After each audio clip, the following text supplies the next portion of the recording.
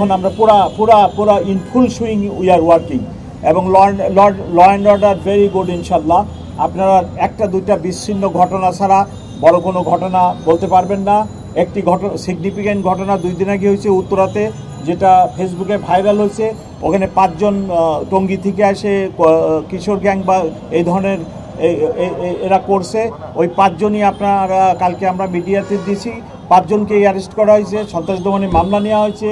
গতকালকে তাদেরকে Saint up করা হয়েছে, রিমান্ডে আনা হচ্ছে। আমরা সাকসেসফুলি ওটা হ্যান্ডেল করছি। আমি মনে করি বিচ্ছিন্ন 1-2টি মেনলি মোবাইল ছিনতাই ব্যতীত নগরীতে বড় ধরনের কোনো অপরাধ নেই, ল অ্যান্ড অর্ডার কোনো সমস্যা নেই। এভরিথিং ইজ নর্মাল ইনশাল্লাহ। এবং আমার অফিসার ফোর্স সবাই আমরা মনোবল ফিরে পেয়েছি এবং চমৎকারভাবে কাজ করতেছি।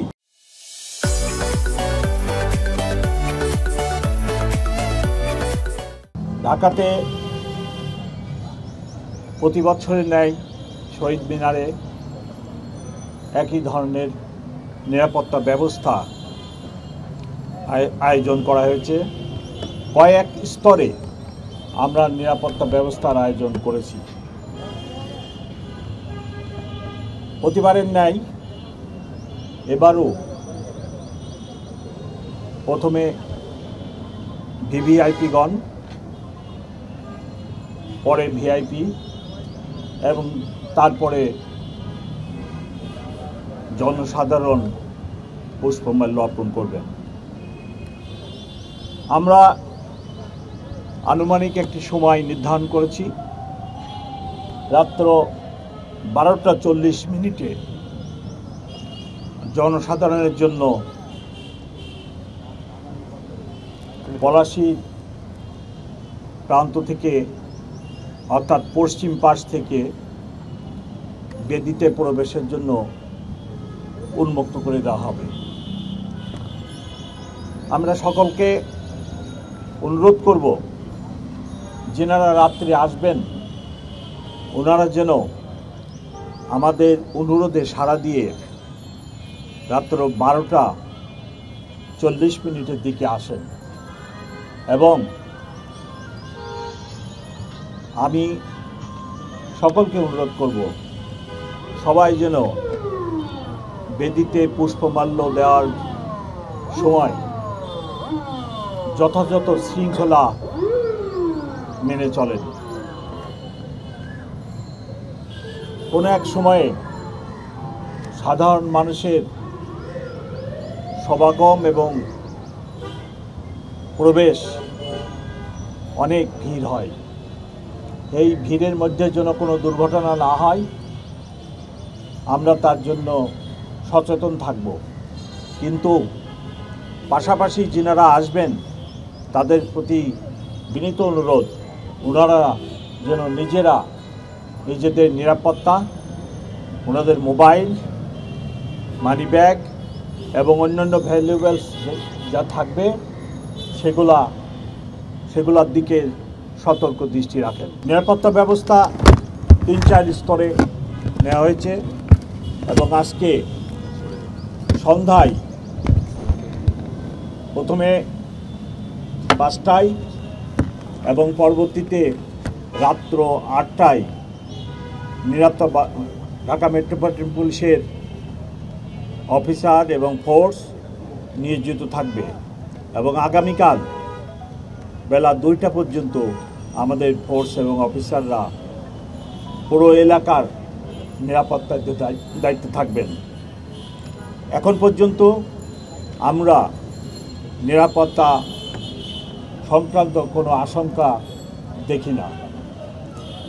এই ব্যবস্থার ভিতরে metal detector, archway checking, manually দেহ তল্লাশির ব্যবস্থা থাকবে। দাহ্য পদার্থ বা বিস্ফোরক বা এরূপ কোনো কিছু যাতে নিয়ে কেউ প্রবেশ করতে না পারে তার জন্য আমাদের ব্যাপক ব্যবস্থা থাকবে।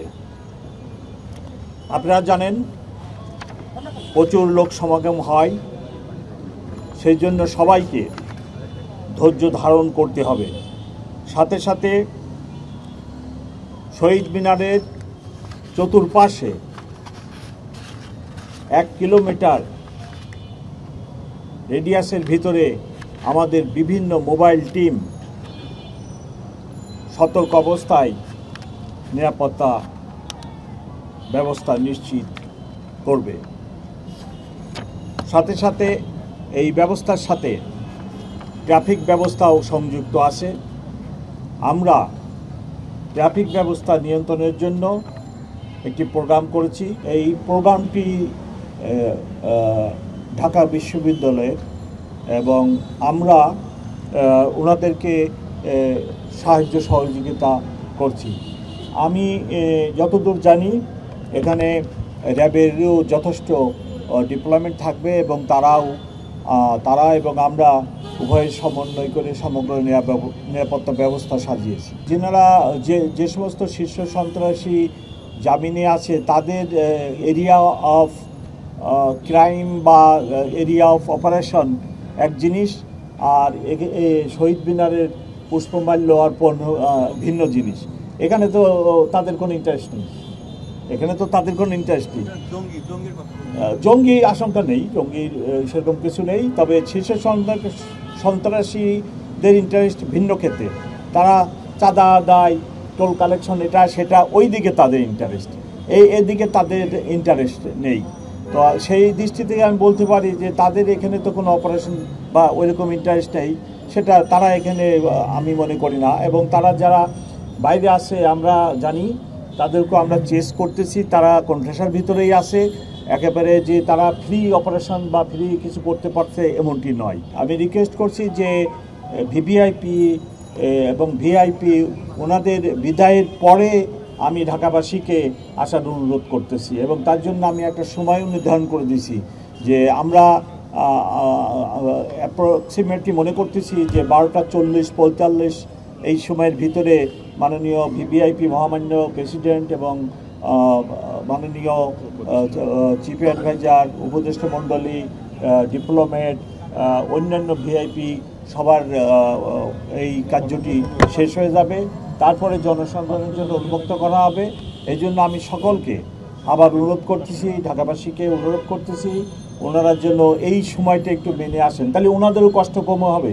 ওনারা এসে যদি ওই পলাশের ওখানে দাঁড়ায় থাকেন ঘন্টার পর ঘন্টা, অনেকে সম্মানিত মহিলারা আসেন, বাচ্চা মেয়েরাও অনেকে আসেন, আমি চাই না ওনাদের এই কষ্টটা হোক।